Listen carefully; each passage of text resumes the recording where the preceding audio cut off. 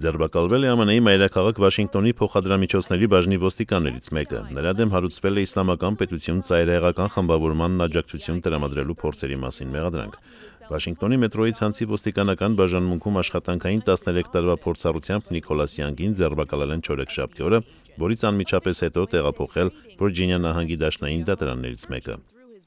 ԱՄՆ-ի հետաքննությունների դաշնային բյուրոն Յանգին հետևել է դեռևս 2010 թվականից։ Ըստ ներկայացված փաստաթղթերի 2011 թվականին նա ճամփորդել է Լիբիա, իրավապահներին ասելով, թե համագործակցում է այդ երկրի ընդդիմության հետ Մուամմար Քադաֆիին տապալելու համար։ 2011-ից նրա հետ կապ են հաստատել հետաքննությունների դաշնային բյուրոյի գաղտնի գործակալները, որոնց նա համարել է իր կողմնակիցներ։ Յանգը մի քանի անգամ հանդիպումներ է ունեցել Ոմն Ամին Էլ-Խալիֆի հետ։ Դրանից հետո է վերջինս ձերբակալվել Կապիտոլիումում մահապարտ գործողություն ծրագրելու մեղադրանքով։